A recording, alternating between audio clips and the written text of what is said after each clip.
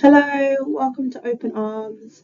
My name's Faith, assistant psychologist, and I work in the Southwest Arms team. Hi everyone, my name is Paul. I'm the assistant psychologist working for the Southeast Arms team. So today, in this first part, we aim to learn what an at-risk mental state is and the process. As you may already know, ARMS stands for at-risk mental state, and we're a mental health service offering a range of support for people aged between 14 and 35 who may be struggling with unusual experiences. So having an at-risk mental state can mean you're experiencing some difficulties that suggest you might be at risk of developing a more severe mental health problem, but it doesn't quite mean that you're there yet. We tend to determine whether you're at risk of a mental state using the CALMS. So you may wonder what does at-risk mental state looks like. So as you know, ARMS can look really different for everyone, and each one's experience can be quite unique and different. So some common signs that could be like seeing, hearing, or experiencing things that other people don't. You may sometimes feeling disconnect from the world.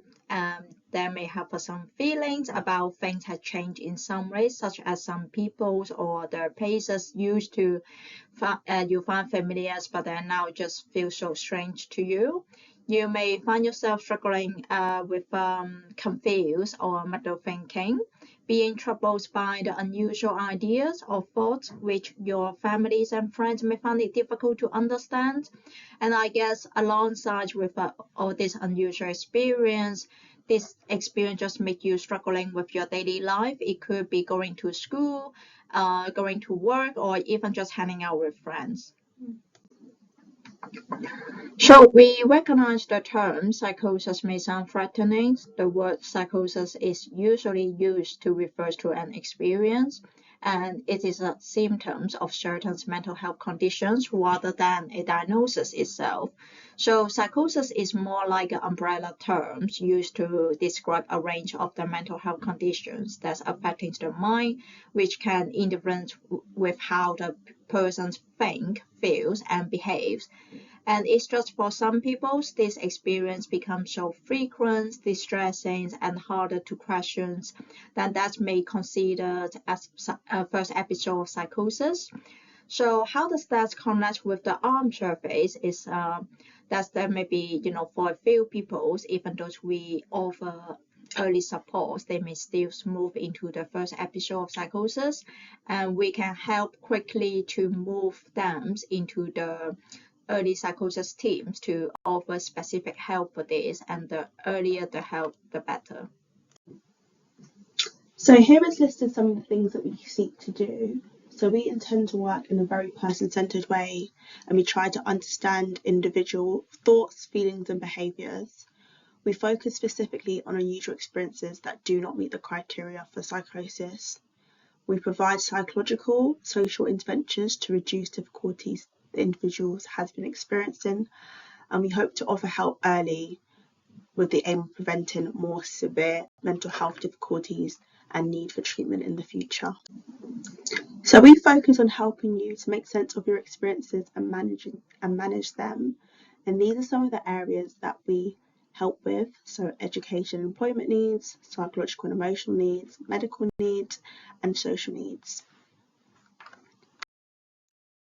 So this slide shows how your arms journeys might look like. Once we receive your referrals, one of our team members will arrange assessments with you. So during these meetings, we want to better understand your unusual experience and how this experience may impact your daily life. And after the assessment, if you match the armed threshold and that we think we are the right surface for you, you will be invited to our second appointment, where we will identify your treatment goals and put together support into your care plan. Throughout your 2-year coverage with us, we will having a review every 6 months. This is to review your progress and then to see whether we need to put some additional support to better fit with your newly identified goals. At the end of the 2 years, we will also having a discharge review. We will redo the CALMS assessments to see whether you still meet the armed threshold. So there could be three scenarios. First, you no longer met the armed threshold and ready to be discharged. Second, you may still borderline meeting the armed threshold, and then we may consider offering you additional 1 year of monitoring. Or there could be some cases progress into the first episode of psychosis, then we can also step you up to the E-step so that you can get some earlier support from the psychosis interventions teams. So thank you for listening to part 1, where we briefly spoke about what an at-risk mental state is, what we offer as a team, and what your journey would look like if you are accepted in our team. And we'll see you in part 2.